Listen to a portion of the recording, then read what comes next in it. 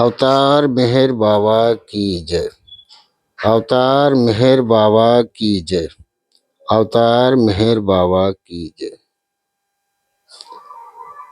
प्रीतम अवतार मेहर बाबा के चरणों में कोटि कोटि नमन करते हुए समस्त मेहर संकल्प के निवास पर जो उपस्थित हैं उनको सभी को मेरी हार्दिक जय मेहर बाबा। प्रीतम अवतार मेहर बाबा के बारे में जो भाई हमारे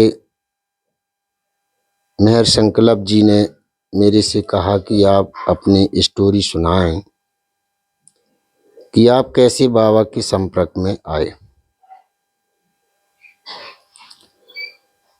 तो जब 1954 में अवतार मेहर बाबा ग्राम बंडवा है, एक छोटी सी गांव है जगह, जब जिला हमीरपुर में प्रीतम बाबा 2 बार आए, 1952 और 54। जब बाबा 54 में आए तो उस समय मेरे जो दादाजी थे, तो मेरा गांव और बंडवा थोड़ा सा नज़दीक ही है तो वहाँ के ग्राम के लोग 3, 4, 5 लोग बाबा के दर्शन के लिए गए और उन्हीं के साथ मेरे दादा जी भी गए। तो ये बाबा से आने से पहले जल्दी पहुंच गए ये 3, 4 लोग। उस समय इनका लड़कपन था, किसी की 17 साल की उम्र होगी, किसी की 18 की होगी, जैसा भी हो। तो वहाँ एक संत आया था, कहाँ? ग्राम बंडवा में। और उस संत को देख करके ये जो ग्राम बिहुनी के जो मेरे दादा के साथ और दादा उनके साथ गए थे ग्राम बंडवा में दर्शन के लिए अवतार मेहर बाबा के, तो उस संत को देख करके, और वो संत एक आंख से उसकी आंख फूटी हुई थी, तो इनका लड़कपन तो था ही। तो इन्होंने तरह तरह की बातें की, 4-5 लोगों ने, कि ये मेहर बाबा, इसकी तो आंख फूटी हुई है। और बंडवा से थोड़ा सा 2-4-10 कदम घर के लिए आने लगे, इतने में बाबा की कार आती है। जैसी कार आती है और बहुत रोशनी होती है उस कार में, तो फिर सारे लोग फिर दौड़ के उस काफिला में पहुंचते हैं। पहुंचने के बाद जब बाबा को ये सब लोग देखते हैं तो अचंभे में रह जाते हैं। तो मेरे दादाजी मेरे होश से पहले गुजर गए, तो जो उनके साथ जो थे उन्होंने इस बात को बताया। हरिराम प्रधान के पिताजी थे और एक जानी की विश्वकर्मा थे और एक सक्सेना थे, उनका ओमकार बाबूजी नाम था। तो 97 में जो मेहर बाबा के बारे में जानते थे, मेरे परिवार में नहीं जानते थे, केवल दादा ने दर्शन तो किया, लेकिन दादा ने मेरे पिताजी को बताया हो, मेरी माता को बताया हो, तो ये तो मुझे मालूम नहीं, क्योंकि उन्होंने कभी मेरे होश में बताया ही नहीं कि मेहर बाबा, कि ना मेरे घर पे कोई तस्वीरें थीं। तो 97-98 में अवतार मेहर बाबा की मौन दिवस के टाइम एक जुलूस निकाला गया। मेरे ग्राम में 2 सरपंच हैं, बहुत बड़ी आबादी का गांव है। तो दोनों सरपंचों के बीच के गांव में हमारे परिवार के लोग रहते हैं, यहाँ भी रहते हैं और वहाँ भी रहते हैं। तो जो बाबा का जुलूस जब निकाला 97-98 में तो उस समय मैं दिल्ली में रहता था। और दिल्ली से जब मैं आया तो यहाँ एक मीटिंग ली गई 2 4 6 लोगों की, और पूरा जोश की से तैयारियां थीं। तो जैसी मैं दिल्ली से आया तो उन्होंने कहा कि खलक सिंह आ गए और इनको अब कॉपी दे दो, ये सारे गांव का योगदान लेंगे। तो मैंने सोचा कि होगा किसी का, ये नहीं था। उन्होंने अभी ओपन नहीं किया कि मेहर बाबा का जुलूस निकालना है कि मेहर बाबा की मौन दिवस है। तो हम और एक सुंदर नाम का एक लड़का है, हमारे दादा का लड़का है वो, तो हम दोनों लोग गए। जब भी मुझे मालूम नहीं कि मेहर बाबा का जुलूस निकलना है, क्योंकि मेहर बाबा हमारे लाभों में ही नहीं था, न किसी ने बताया था। और जिन्होंने जुलूस निकाला वहाँ उन्होंने भी कभी ओपन नहीं की, क्योंकि चलन व्यवहार का जानी काम था। वो हमें नहीं शादी ब्याह में बुलाते थे और हम उनके में नहीं जाते थे, तो इतने ज़्यादा घनिष्ठ संबंध भी नहीं थे। तो उस जुलूस में बाबू गुप्ता मेहरधाम नौरंगा से आए हुए थे, मूंगालाल जी मेहरधाम नौरंगा से थे, और प्रताप भैया राजपूत धनौरी से थे। ये सब जहाँ से जुलूस एक घर से उठाना था गणेश बापू के यहाँ से, तो ये सब लोग वहाँ उपस्थित थे। हल्के प्रसाद अध्यापक वो भी उपस्थित थे, वो अकोना के थे, वो हमारे बुआ के यानी घर वाले थे, हमारे फूफा जी। अभी भी मुझे मालूम नहीं है कि होना क्या है। जब आवाहन करके और बाबा का पर्दा हटाते हैं तब मुझे जाने की मेहर बाबा का मालूम चला कि मेहर बाबा ये। आरती प्रार्थना उन्होंने की, तो जो आरती और प्रार्थना है उसी समय उसी वक्त मैंने बगैर चालीसा के कहीं, और जैसे कि कोई किताब यानी गंदी हो गई हो और उसको यानी पर्दा कर दो और वो सारी ओपन हो जाए। मैंने कभी चालीसा से नहीं की आरती, न प्रार्थना और न गुजराती आरती, कभी लिया ही नहीं। अपने आप मुझे वो उस समय याद हो गई। इसके बाद जब बाबा का दर्शन फोटो का किया और करने के बाद पूरे गांव में जुलूस निकाला गया बैंड बाजों के साथ, काफी काफिला बड़ा हो गया। और मैं सारे गांव में रोता रहा। ये मूंगालाल जी ने इस बात को बताया गया। मुझे तो होश नहीं था कि मैं रो रहा हूं कि क्या कर रहा हूं। तो मूंगालाल जी मेरे जब घर के दरवाजे के सामने बाबा का जुलूस आया तो मूंगालाल जी बताते हैं कि इतनी तेजी से जय बोली गई। मैंने बोली कि बैंड बाजे तमाम प्रकार के तेज बजने वाले बाजे थे, उन बाजों से भी ज्यादा आवाज सुनाई दी। ये मूंगालाल जी और बाबू गुप्ता और प्रताप भैया राजपूत धनौरी वालों की बताई हुई है। और फिर मूंगालाल जी ने कहा कि खड़क सिंह का काम हो गया। इसके बाद जुलूस घर जानी जहाँ से उठाया था वहाँ समाप्त हो जाता है। सब आरती प्रार्थना करने के बाद सब लोग चले जाते हैं सुबह मौन लेने के बाद। और मैंने भी मौन लिया। इसके बाद केवल मुझे बाबा ही दिखाई देते थे। उस समय मेरी शादी हुई थी नहीं, तो पहले छोटे में शादियां हो जाती थी और अच्छे लोग समझते थे जिनका 14-15 साल में ब्याह शादी हो जाए तो बड़ा घर माना जाता था। वो अब ये है कि जब तक सर्विस नहीं लगती जब तक जाने की नहीं होता इंटरेस्ट। तो मेरी पत्नी कानपुर की थी, सिटी की थी, और उनके अच्छे परिवार में से थी, उनके सब माता पिता सर्विसमैन थे, हम एक गरीब परिवार में से थे, खेती किसानी मजदूरी करने वाले। तो मैं इतना पागल हो गया कि वो मेरी पत्नी मेरे से लड़ाई करने लगी। तो वो कहती थी कि वहां के लोग तुझे बर्बाद कर देंगे, और कभी कभी कुंडी अंदर से लगा लेती थी, क्योंकि मेरे माता पिताजी दूसरे जगह रहते थे और हम मियाँ बीवी दूसरी जगह।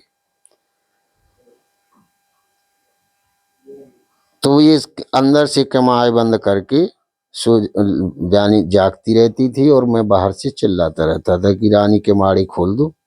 ये बड़ी मुश्किल से खोलती थी, कभी कभी दीवार फांद के मुझे आना पड़ता था। ये जब चलता रहा तो फिर विश्व मेला जानी मेहरस्ताना का हुआ 99 में है या कब है सन का तो मुझे याद नहीं। तो मुकुल जी वहां के इंचार्ज थे, वॉलंटियर। तो उन्होंने कहा पहले ये जो दर्शन स्थल बन गया है मेहरा हाउस बन गया, ये कुछ नहीं था। ये चाचा हन के यहाँ चाय पानी और जानी इनकी ऐसी आंगन में सब प्रोग्राम चलता था। तो मुकुल जी बोले कि तुम कहाँ से आए? मैंने कहा बिहूनी से आया। बोले हाँ हाँ जहाँ भी प्रोग्राम हुआ। मैंने कहा हाँ। बोले आप ड्यूटी कर सकते हैं? मैंने कहा ठीक है। ड्यूटी भी नहीं मैं जानता था कि ड्यूटी करना क्या है। मैंने कहा ठीक है। तो वहां से झारखंड से आए थे, अरे जो बाबा के साथ रहे हैं, उनका नाम नहीं आता मुझे, डॉक्टर नाम नहीं आ रहा। तो उन्होंने अनाउंस किया, उनका नाम नहीं आ रहा, बात करते करते आ जाएगा तो हम बता देंगे, कि आज जो भी मेहरस्ताना में रात्रि जागरण करेगा तो उन्हें प्रीतम बाबा का प्रेम मिलेगा। यानी उन्होंने अनाउंस में सभी को जाने की वार्ता में कहा। और जहां बाबा का जो मंच था, प्रोग्राम चलता, प्रोग्राम चलने के बाद सब टेंट में या कुटी में ऐसे सब वितरण हो जाते थे। मंच पे कोई नहीं रहता था, साधारण मंच रहता था, और मैं अकेला बैठा था और कोई नहीं था। तो और मैं रो रहा था कि बाबा जैसा प्रेम मुझे दिया ऐसी मेरी पत्नी को दे दूं, ताकि वो भी जाने कि आपके उसमें आने लगे।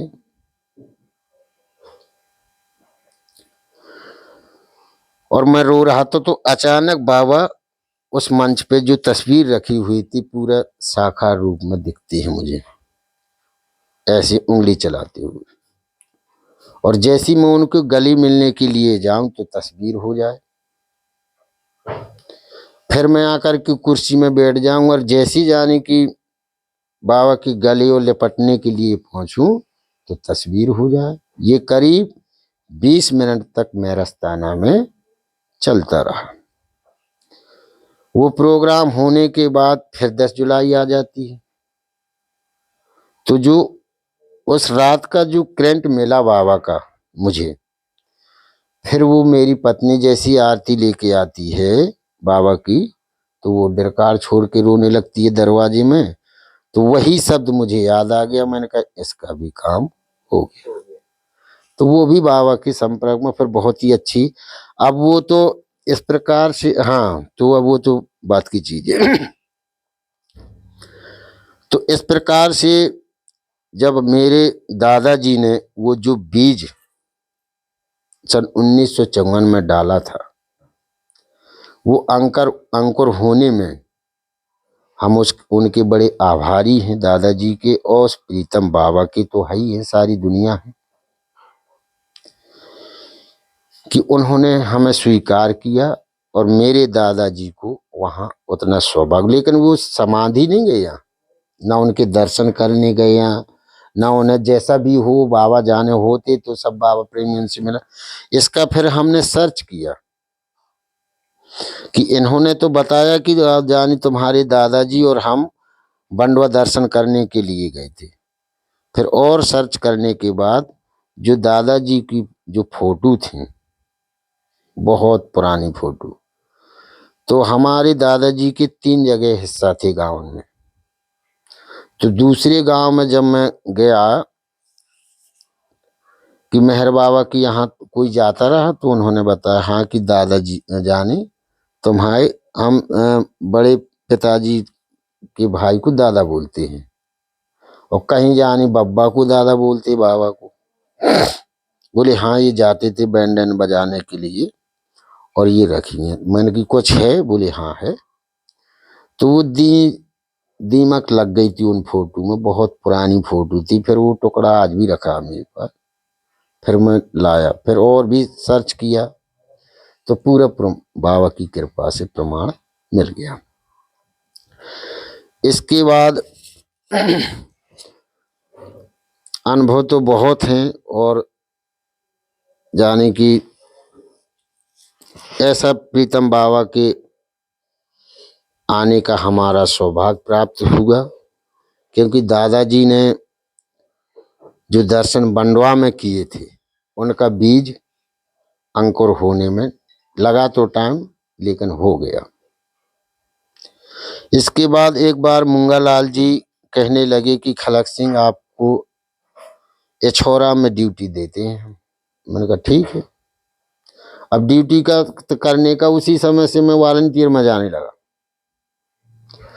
फिर जानी वॉलंटियर में जाने के बाद फिर वो कार्यकर्ताओं की अलग बात बताऊंगा मैं। तो मुंगालाल जी ने कहा कि आपको एछोरा आना है, क्योंकि एछोरा में कार्यकर्ताओं की बहुत कमी है। मैंने कहा ठीक है। तो मुंगालाल के लड़के रहमान बोले भाई साहब आप और हम नौरंगा से चलेंगे, क्योंकि नौरंगा से नजदीक पड़ता है एछोरा। पैदल भी जा सकते हो, साइकिलों से भी जा सकते हो। मैंने कहा ठीक है। बोले घर में खाना खाएंगे और फिर एछोरा के लिए साइकिलों से चलेंगे। मैंने ठीक। एक लड़के का और मेरे पास फोन आया, पहले कीपैड फोन चलते थे, कि भाई साहब और आप और हम मोटरसाइकिल से चलेंगे। वो तुर्रे का था, सिसपाल का लड़का था। तो मैंने कहा यार मैंने तो रहमान से कह दिया भाई, अब रहमान मेरे इंतजार में रहेगा, मुंगा दद्दा का लड़का।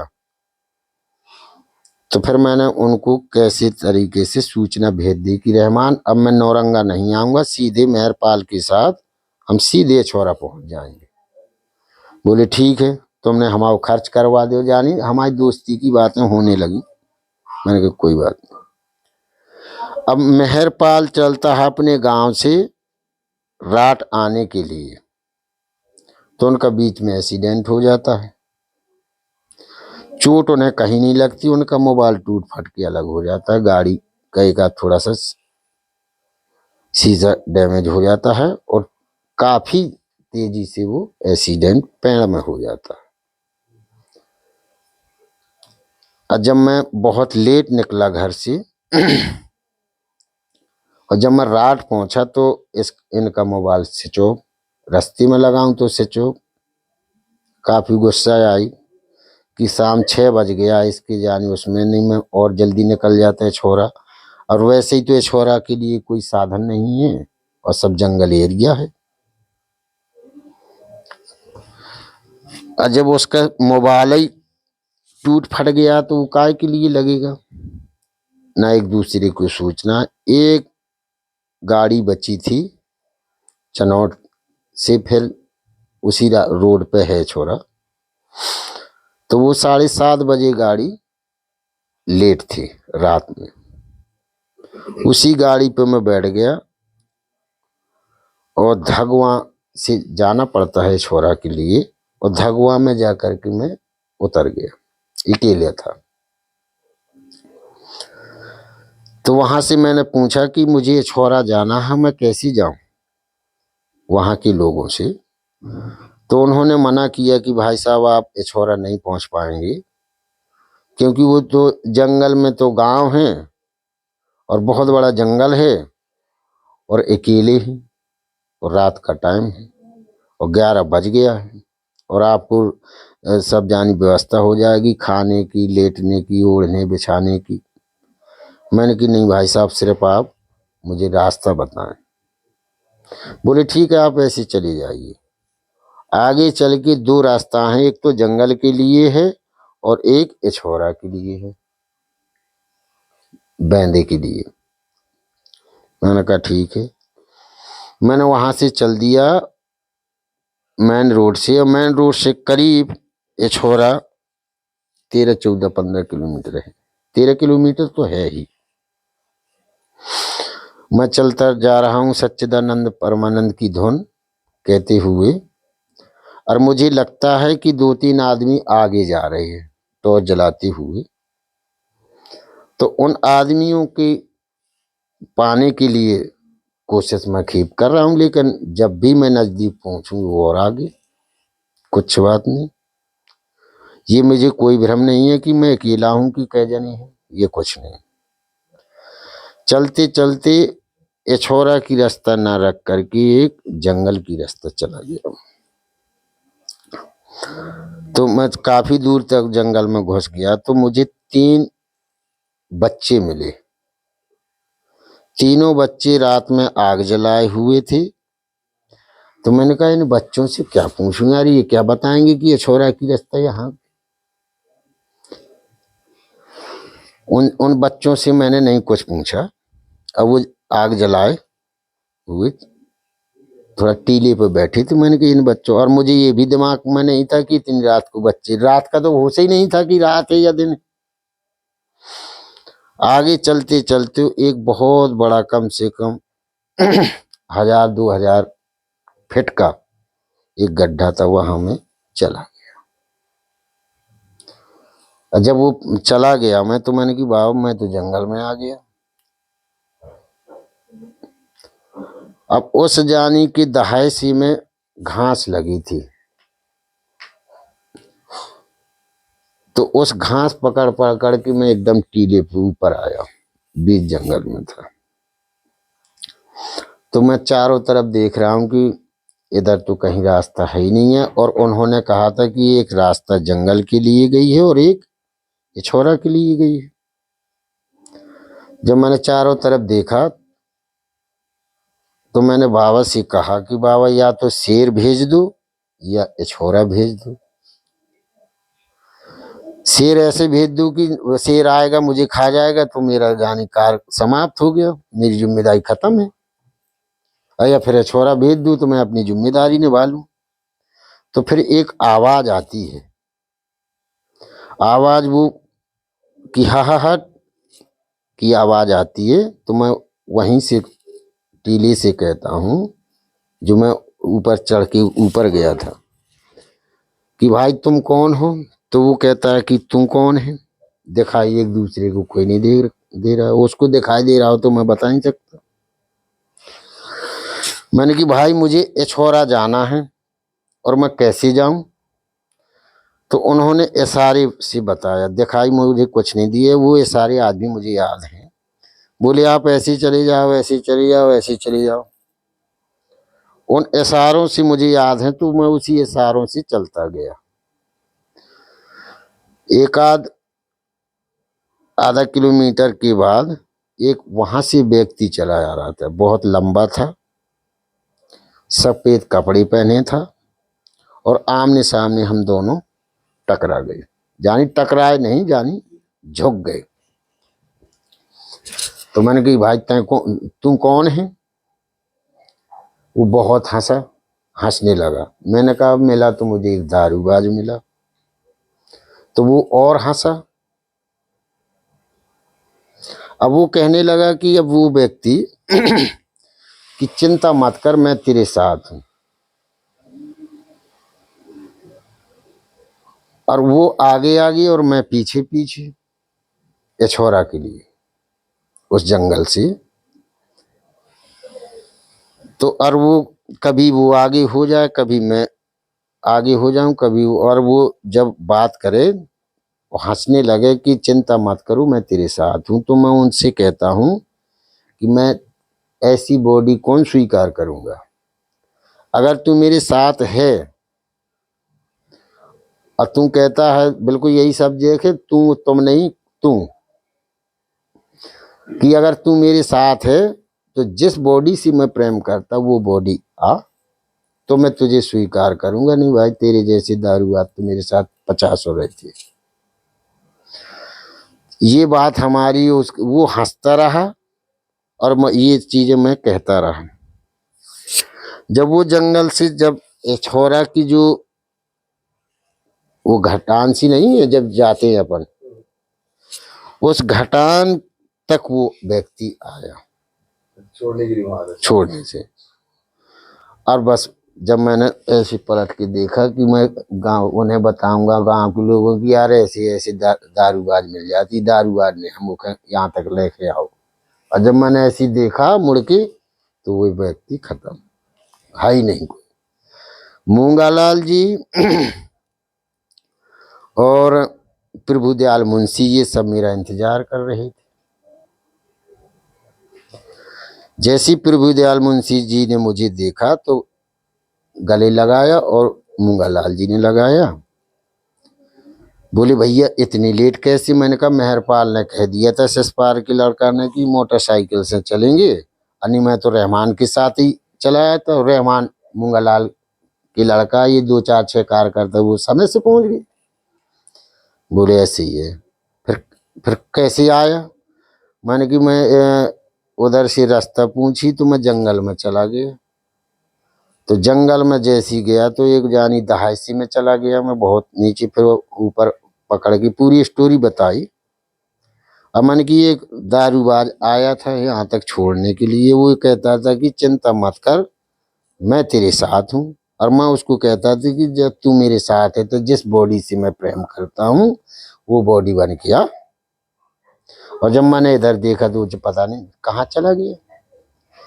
तो प्रभुदयाल मुंशी कहते हैं कि वो बाबा ही तो थे, क्योंकि बाबा चार्जमैन जो होते हैं वो सब अपने प्रेमियों के लिए वो सब कार्य करते रहते।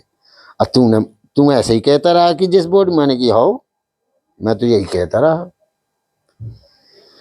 अब बोले जहां तू था उसी जंगल में मेहर बाबा घूमने गए थे, और ये किसी ने नहीं देख पाया कि बाबा, केवल ये देखा कि बाबा यहाँ से आए और वो जंगल में ही घूमते रहे। बाबा भी उस जंगल में गए थे। तो ये इस प्रकार की हमारी स्टोरियां हैं।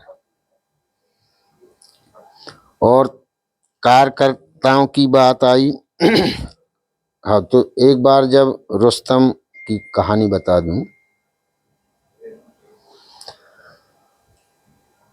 तो रुस्तम उस समय कश्मीरी गेट में रहते थे।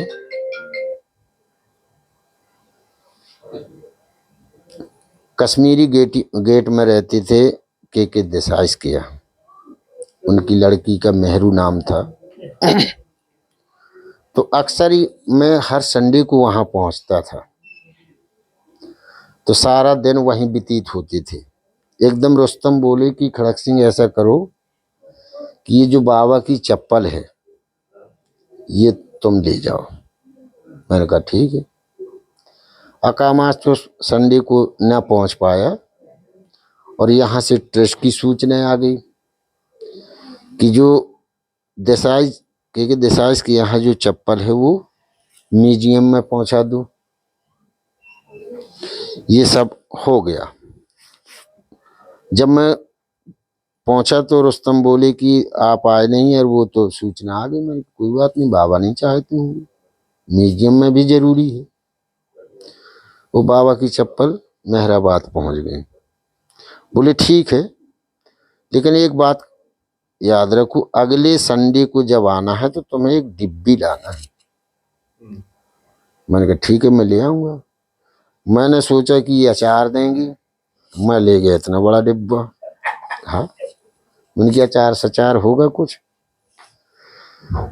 तो मेहरू और रुस्तम ने एक तरबूज मंगाया था, तो हम तीनों लोग बैठे मेज पर तरबूज खा रहे थे। और तरबूज खाने के बाद बाबा की चर्चा चलती थी, मेहरू दीदी की, न रुस्तम की, न मेरी। और वो अधिकतर मेरे से ज्यादा पूछा करती थी कि तू हमीरपुर की बताती रहती थी। रुस्तम बोले कि जो मैंने कहा था वो लाया? मन की हो लाया हूँ। बोले कहाँ से? मैंने कि वो रखा है। उठाया डिब्बे में। वो हंसने लगे। हंसने के बाद वो अंदर गए और अंदर जाकर के एक छोटी सी डिब्बी में उन्होंने मेहर बाबा के बाल डाले और आकर के मुझे दिए। और रुस्तम 5 मिनट के लिए खामोश हो गए। तो मैंने कहा रुस्तम तुम खामोश कैसे हो गए? फिर उन्हें जैसी किसी चीज में खो जाए तो बोले हाँ बोल खड़क से। मैंने कहा आप खामोश कैसे हो गए? बोले मैं खामोश इस वजह से हो गया कि मेरी बचपन से लेके आज तक बहुत दोस्त रहे। एक से एक मंडली के परिवार में से, मंडली के नाते रिश्तेदारों में से और सारी जाने की विश्व के लोगों से, लेकिन ये बात मैंने किसी को नहीं कही। क्योंकि जिस समय मंडली ने, मैं जब वहां से आने लगा तो मंडली ने मुझे बाल दिए थे रुस्तम को, और उस मंडली ने कहा था रुस्तम से कि ये बाल एक जगह और जाएंगे।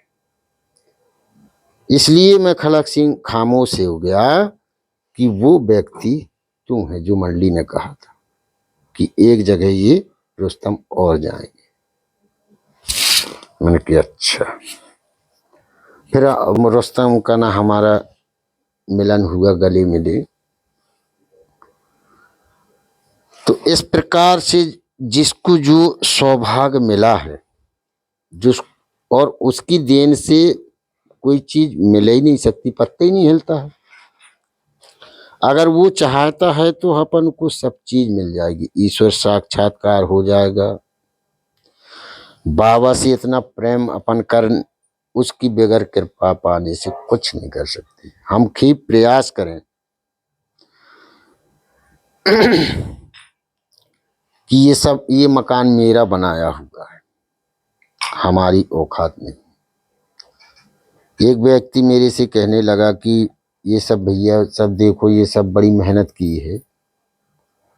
और मेरा दोस्त ही है, वो भी बड़ा प्रेमी है, आज गाड़ी आड़ी सब कुछ है, भोपाल में रहता है। बोले मैंने तो बहुत मेहनत की है। मैंने कि भैया ठीक अच्छा है, बाबा चाहते थे कि आपके पास सब कुछ है। अब बोले तुम क्यों नहीं तड़कती? मैंने ये बस एक ही तड़कती रहती है, तुम्हारी बाबा के सिवा कुछ नहीं। मैंने कि यही की तो जरूरत है। मैंने कि ये बाबा चाहते हैं, क्योंकि जब मैं अलूबा जी से मिला तो अलूबा जी पहले यहाँ बैठते थे समाधि के बगल में, तो काफी बड़ी लाइन लगी थी और मैं पहुंच गया। तो अलूबा जी कहती कि तुझे क्या चाहिए? अब तू तो बहुत बड़ा आदमी है। तो मैंने कहा काका मैं तो बहुत छोटा आदमी हूं,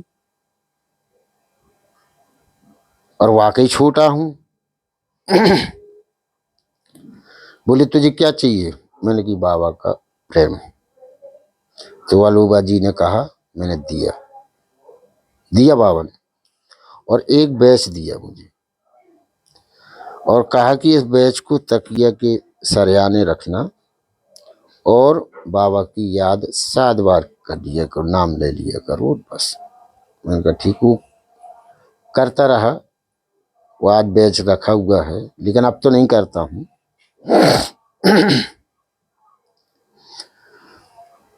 तो मैंने कहा जो अलूबा जी ने कहा था कि तो बहुत बड़ा आदमी है, और जो आज राजकुमार आप कह रहे हैं, राजू नाम है उसका, राजकुमार कहते हैं हम, कि मैंने बहुत किया, तो ये सब बाबा ने किया, तुमने कुछ नहीं किया। दूसरा अनुभव, अलूबा जी ने तो कह दिया कि तुम बड़े आदमी हो, बहुत बड़ा आदमी है, ये सवाल कम से कम 30-32 साल तक मेरे दिमाग में रहा, 20-25 साल तक, कि अलूबा जी ने कहा कि तू बड़ा आदमी है और मेरे पास जाने की किराए को मेहराबाद के लिए पैसे नहीं रहते हैं, वो आज भी नहीं रहती हैं। ये बिल्कुल सच्चाई है, बाबा साक्षी है। अभी भी ये तो जानी सब रो खाची या करत रही। मैं तो केवल घर से आ गया बस।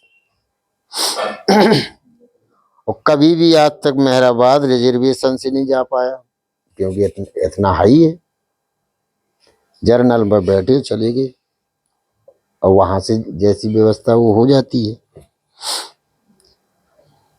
तो दिल्ली में मेरा आना जाना सेंटर में रहता था, तो उस समय HM शर्मा थे। इससे पहले सिंह साहब थे। तो सिंह साहब और HM शर्मा, कुसुम आंटी, ये पुराने रेसिडेंट हैं वहाँ। तो वहाँ सवेरे जाकर के सारे सेंटर को सामने क्लीन करना, कुसुम आंटी भी आ जाती थी, और सिंह साहब तो बहुत ही सबसे पहले आते थे, और HM शर्मा बाद में आती थी थोड़ा सा। और ये सब क्लीन करने के बाद पानी कहाँ रखना, चप्पल कहाँ उतरवाना, ये सब। फिर जानी संडे को सत्संग होता था, आज भी होता है। ये राखी आखी अरे कभी आती थी कभी नहीं आती थी। तो 2-3 संडे में क्या हुआ कि हमारे पास किराए के पैसे नहीं, बेचैनी तो बहुत हुई, काम नहीं लगा। तो जो लड़का की बात हुई